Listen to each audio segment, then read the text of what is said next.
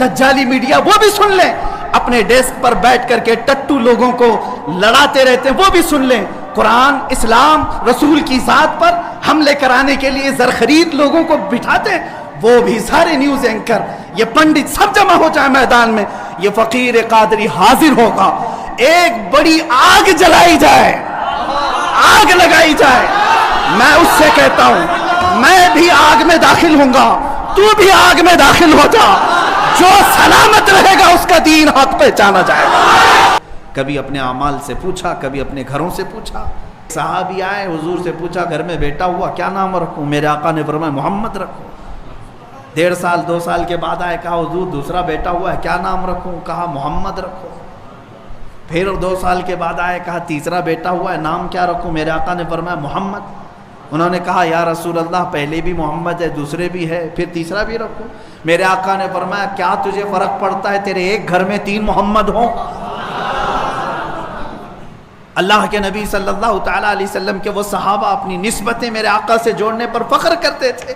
عمر ابن خطاب رضی اللہ تعالیٰ عنہ یوں فرماتے ہیں کہ ہم تو ایک ذلیل قوم میں سے تھے، رسول پاک کے قدموں کی برکت ہے کہ انہوں نے ہمیں عزت عطا فرمائی، جب تک بکے نہ تھے تو کوئی پوچھتا نہ تھا، یا رسول اللہ تم نے خرید کر ہمیں انمول کر دیا، آج تمہاری جو عزتیں ہیں وہ صرف نام رسول کی وجہ سے ہے، آبروئے ماں زنام مصطفیٰ است، ہر چے دری دنیا باد مصطفیٰ است، اس دنیا میں جو کچھ بھی ہمارے لیے مسلمانوں کے لیے وہ نبی کونین صلی اللہ تعالیٰ علیہ وسلم کی عزت کے بات ہے۔ آپ کیا سمجھتے ہیں بدر کیوں ہوئی، احد کیوں ہوئی، خندق کیوں ہوئی، حنین، تبوک، یہ کیوں ہوئی جنگیں؟ اس لیے کہ عظمت رسالت پر جب جب کسی نے انگلی اٹھائی صحابہ بے قرار ہوئے اور اپنے شہروں سے باہر نکل آئے، اور پھر دنیا کو یہ سبق سکھایا۔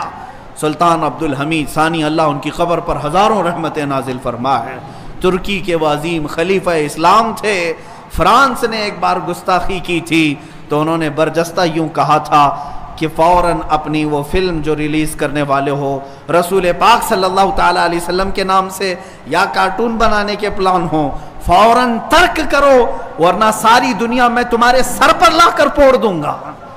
صرف اتنا ایک خلیفہ اسلام کا کہنا تھا کہ فرانس اپنے قدم پیچھے لے لیا، آج سے 100 سال پہلے کی۔ آج دنیا بھر میں 57 اسلامی ممالک کا کوئی بادشاہ میرے نبی کے نام پر بات کرنے کو تک تیار نہیں۔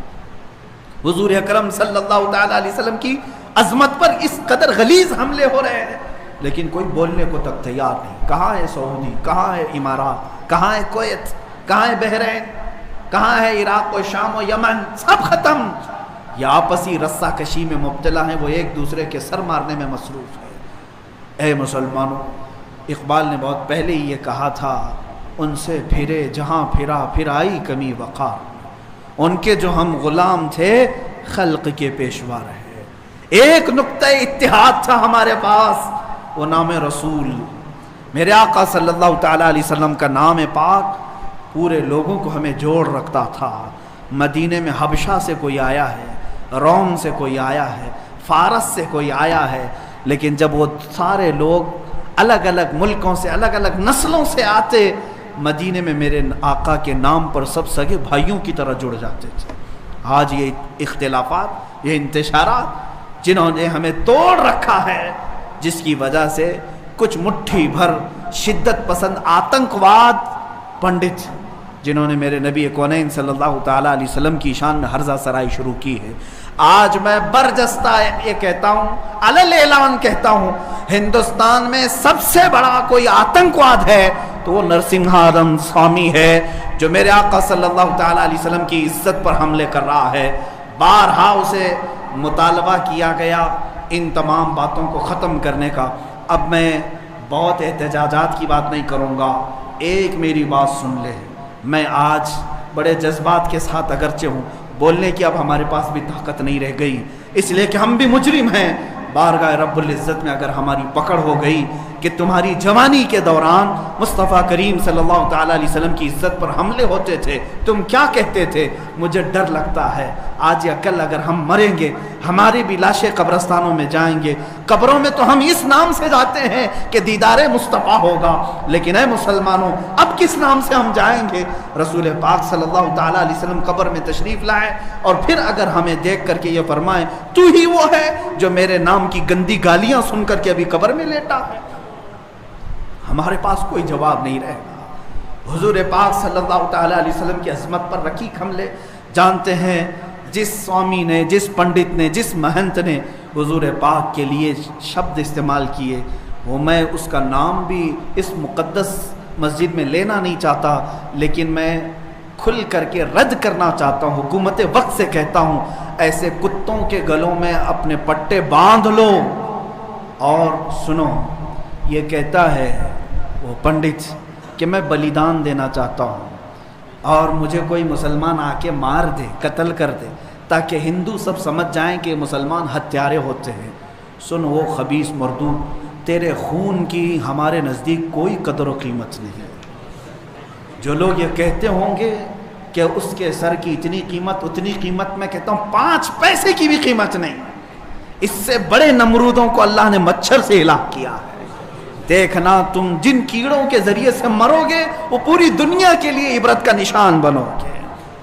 میں یہاں پر اپنے نوجوانوں سے نہیں کہہ رہا ہوں، اس غلیظ خون کو اللہ ہی کافی ہے، اس غلیظ خون کے لیے، انتقام کے لیے اللہ کافی ہے۔ اور یہ کہتا ہے بلیدان کی بات، تمہاری ماؤں نے اتنا جگر تمہارے اندر دیا ہی نہیں کہ تم مرنے کے لیے تیار ہو۔ بلاؤ اپنی قوم کو اور پھر ہم بتاتے ہیں عظمت رسالت پر کون قربانی دیتا ہے۔ میدان میں آنے کے بعد پتہ چلے گا، اگر کوئی اپنی گردن کٹا سکتا ہے تو وہ صرف نام مصطفیٰ پر کٹایا جا سکتا ہے۔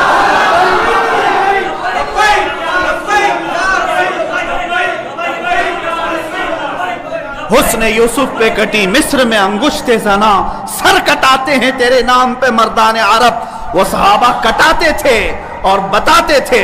آج اگر وہ پنڈت وہاں بیٹھ کر کے کہتا ہے کہ میں بلیدان دینا چاہتا ہوں، تو اپنی کوٹھے میں بیٹھ کر بلیدان دے لے، تیرے اپنے گھر میں، لیکن میں جانتا ہوں کہ 1 لاکھ کیا، ابھی اگر میں ہندوستان کے نوجوانوں کو آواز دے دوں تو پوری دلی کی سرزمین بھر جائے گی انشاءاللہ العزیز۔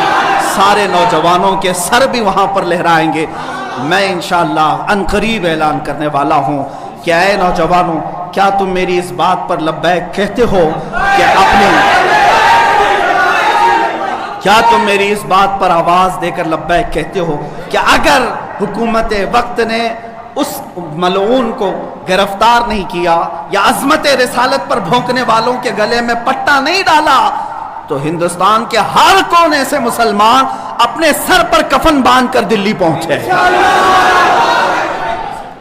آپ تیار ہیں اس بات کے لیے؟ انشاءاللہ العزیز اگر سر کٹے گا، اے مسلمانوں گھبرانا نہیں، سب سے پہلے اس فقیر کا سر جائے گا انشاءاللہ، سب سے پہلے ہماری گردن کٹے گی۔ اور یہ مرنا تو ہے ہی آج یا کل، اپنے بستر پر ایڑیاں رگڑ رگڑ کر مرنے سے تو بہتر ہے میرے مصطفیٰ کی عظمت کا پرچم بلند کر کے دنیا سے جائے، اس لیے کہ فرشتے بھی ہمارے لاشوں کے استقبال کے لیے تیار، فرشتے بھی ہماری لاشوں کے استقبال کے لیے تیار ہوں، اس لیے کہ فرشتے بھی یہ کہیں گے یہ عام آدمی کی لاش نہیں آ رہی ہے، میرے نبی پاک پر اپنا خون نچھاور کرنے والا آ رہا ہے۔ اور انشاءاللہ العزیز انشاءاللہ وہ پنڈت اپنے بزدلوں کو جمع کرنے کی کوشش کر رہا ہے۔ اور ابھی میں نے دیکھا ایک ویڈیو نشر کر کے وہ کہتا ہے ہندو بھائیوں سے میں کہتا ہوں کہ تم اپنی قربانی کے لیے تیار ہو جاؤ، کیوں زہر پھیلا رہے ہو، کیوں زہر پھیلا رہے ہو ہندوستان میں؟ ہم نے کبھی لڑنے کا یا جہاد کا اعلان نہیں کیا، اب تک ہمارے کسی عالم نے اعلان نہیں کیا۔ امن کے ساتھ رہنے کی تلقین اسلام نے بھی دی ہے، حضور نے خود فرمایا ہے جنگ کی تمنا مت کرو، جنگ کی لا تتمنوا لقاء عدوکم، میرے آقا فرماتے ہیں دشمنوں سے مٹبھیڑ کرنے کا، جنگ کرنے کا ارادہ مت کرنا، تمنا مت کرنا، ہاں اگر ان کی طرف سے آ جائے تو پھر قدم بھی پیچھے مت لینا، پھر قدم پیچھے نہیں لینا۔ اس وقت پھر تم سمجھ لینا تمہارے ساتھ کون ہوگا. پرائم منسٹر آئے گا, ہوم منسٹر آئے گا, سی ایم آئے گا, یہ سب اسی کوٹھے کے لوگ ہیں. اے مسلمانوں, فخر کے ساتھ آنا, تمہارے ساتھ کوئی اہل سیاست نہیں آئے گا. تمہارے پیٹھ پیچھے رسول اللہ کی ذات ہوگی اور تمہارے سر پر اللہ رب العزت کی عنایت ہوگی. اللہ اور اس کے رسول کے بھروسے پر ہم جائیں گے انشاءاللہ. اور یاد رکھنا, یہ صرف جذبات کی باتیں نہیں, جوش کی باتیں نہیں. میں اپنا ایک پیغام ریکارڈ کرنا چاہتا ہوں. اگر اس ملعون اور اس خبیث نمرود کی اولاد تک میری یہ بات پہنچ سکتی ہے تو پہنچا دی جائے. تم نے بہت بھونک لیا اپنی مندر میں بیٹھ کر کے, تم پریس کلب آف انڈیا میں بیٹھ کر کے بہت بھونک لیے. کتے آپس میں اپنی گلی میں بہت بھونکتے ہیں. میرے اس میسج کو اس ملعون تک پہنچا دیں. اگر ذرا برابر بھی دم خم ہے تمہارے اندر, تمہاری ماں نے اگر دودھ پلایا ہے تم کو, تو اب میں مناظرے کا چیلنج نہیں دے رہا ہوں, ڈیبیٹ بھی نہیں کروں گا, بات چیت بھی نہیں کروں گا.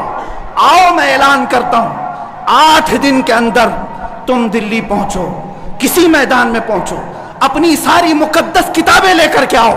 انشاءاللہ العزیز یہ فقیر قرآن پاک لے کر حاضر ہوگا. ہم آئیں گے, تم اپنے سارے گرو گھنٹالوں کو لے کر جمع ہو جاؤ. میں مناظرے کا چیلنج نہیں دے رہا ہوں, توجہ چاہتا ہوں. میں ڈیبیٹ کرنے کی بات ہی نہیں کر رہا ہوں. یہ نیوز اینکر جتنے دجالی میڈیا وہ بھی سن لیں, اپنے ڈیسک پر بیٹھ کر کے ٹٹو لوگوں کو لڑاتے رہتے ہیں وہ بھی سن لیں. قرآن, اسلام, رسول کی ذات پر حملے کرانے کے لیے زرخرید لوگوں کو بٹھاتے ہیں, وہ بھی سارے نیوز اینکر, یہ پنڈت سب جمع ہو جائے میدان میں. یہ فقیر قادری حاضر ہوگا. ایک بڑی آگ جلائی جائے, آگ لگائی جائے. میں اس سے کہتا ہوں, میں بھی آگ میں داخل ہوں گا, تو بھی آگ میں داخل ہو جا. جو سلامت رہے گا اس کا دین حق پہچانا جائے گا.